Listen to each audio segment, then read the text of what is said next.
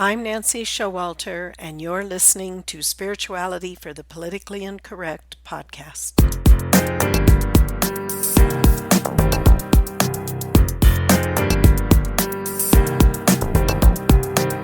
Welcome, all radical paradigm shifters and creative change makers. You who dare to create a better life and a better world.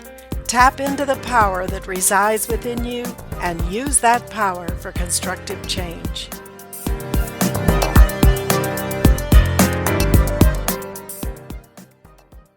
Hello and welcome to Spirituality for the Politically Incorrect.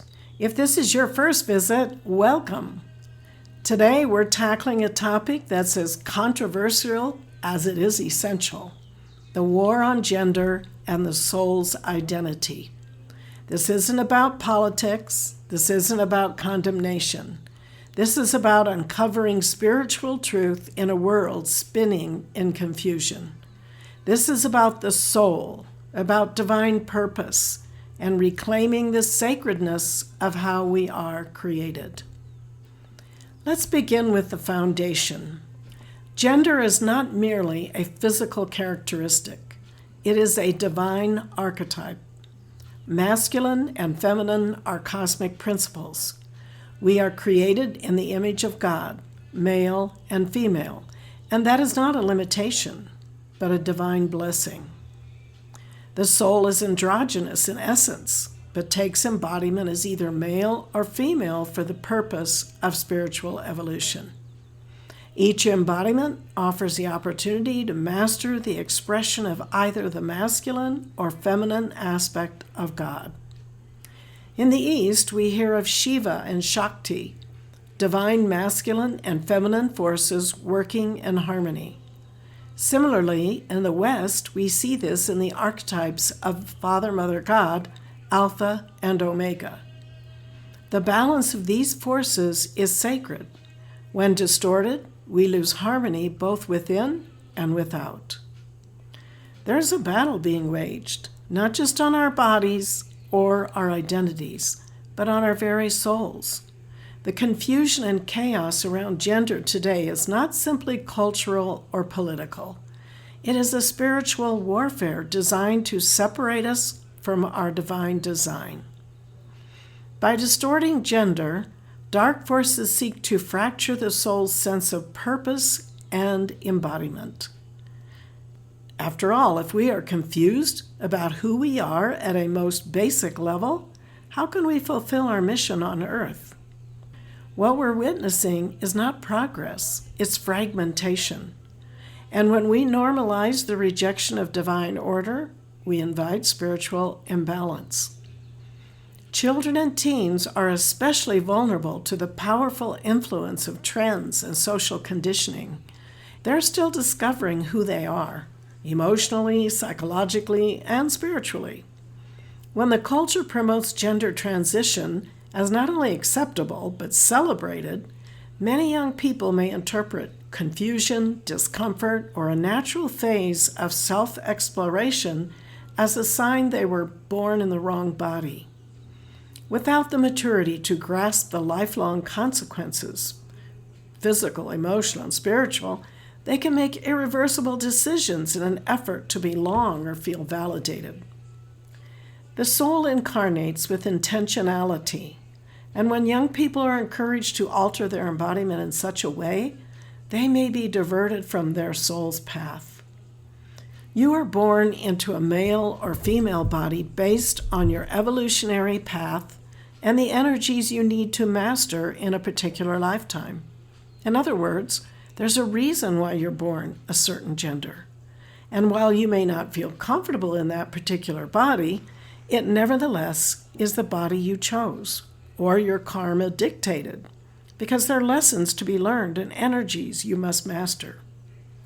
What is currently being framed as freedom is often a distraction from deeper healing and self-discovery. Yes, it's important to acknowledge that a small percentage of individuals are born with both male and female physical characteristics, a condition known as intersex. These cases are rare and represent unique biological circumstances. However, the existence of intersex individuals should not be used as a blanket justification to promote gender changes across the general population. To do so confuses compassion with ideology and risks leading many away from their divine purpose rather than toward it. We must hold compassion for those experiencing gender dysphoria or questioning their identity. Many carry soul trauma, unresolved karma, or past life wounds that express through this confusion. But compassion must not be confused with agreement. As Jesus Christ said, "Ye shall know the truth, and the truth shall make you free." Real freedom comes from alignment with divine truth, not from appeasing social trends. It's possible to love someone deeply and still stand for the spiritual law. The soul must be affirmed in its wholeness, not its fragmentation. So, how do you reclaim your soul's true identity? Spend time in silence, meditate, and ask your higher self, who am I beyond the noise? Call for the balancing of the masculine and feminine within. Beloved I am presence, anchor the divine masculine and divine feminine rays in perfect balance within me. Work on your own psychology to increase your sense of adequacy and refrain from self-criticism. Study the teachings of the Ascended Masters who have many tools to help you. Mother Mary said, "In accepting the body you are given, you embrace the will of God and the specific initiations of this life." Your embodiment is not an accident. Your gender is not random. It's a sacred tool of your soul. This isn't just a conversation about gender. It's a wake-up call to remember who you really are, a son or daughter of God created in divine intelligence on a mission to master love and form. I invite you to sit with this message, not just in your mind, but in your heart. What part of your soul is ready to come home to truth? Thanks for joining me today. Until next time, stay strong, stay grounded, and stay aligned with your divine identity. Thank you for being with me today, and if you enjoyed this episode, please subscribe, download, and comment. I'd love to hear from you, and your support is much appreciated. And don't forget to go to theawakeningnow.com for free bonuses and information on my new book, You Were Born to Be a Christ, but You Were Taught You Are a Sinner. Awaken to who you really are. See you next week.